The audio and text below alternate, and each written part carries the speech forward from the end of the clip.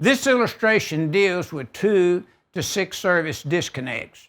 In accordance with NEC 230.71, B as in boy 1 through 4.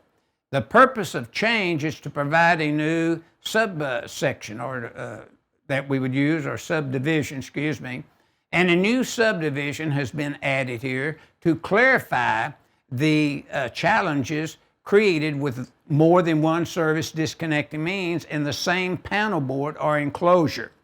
The proposed revision continues to retain the 6 disconnect rule for services.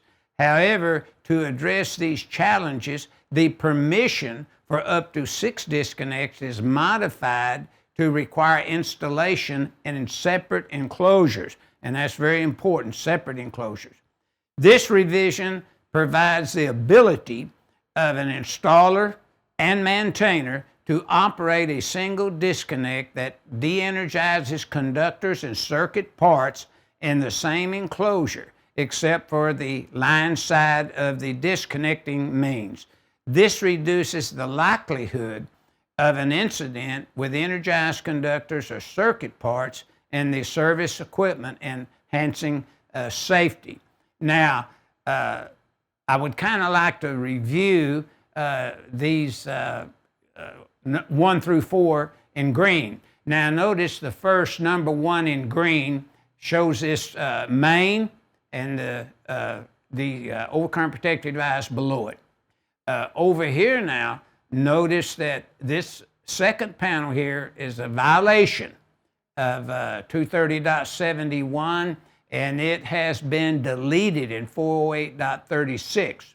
Now, the 2 to service disconnect means that you see here above the auxiliary gutter are separate enclosures. So 2 to 6 disconnects in a single or separate enclosures that comply with 230.71, B as in boy 1, or grouping by 230.72A as an apple.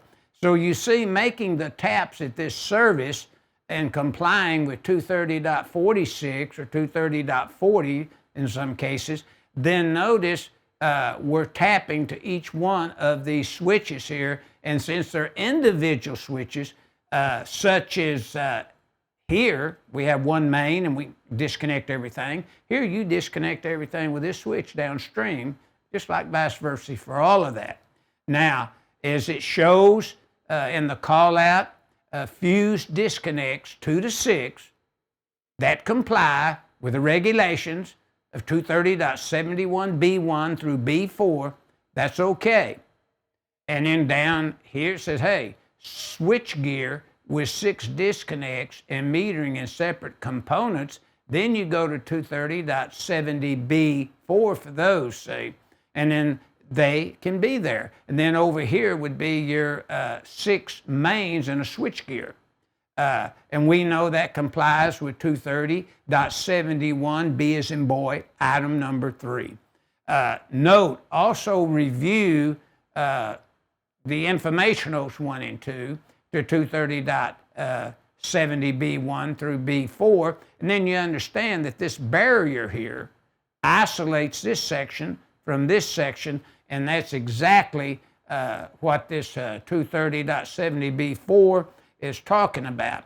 So notice that we looked at the previous illustration and this illustration, and we tied together 230.71A with 230.71B, and you get a good feel for what's taking place there. Now, let's look at number 3 in green. Barriers separate each individual section in accordance with 230.70B3 and 230.62C. See those barriers? So I got a main here, everything below it. Main here, everything below it. Main here, everything below it.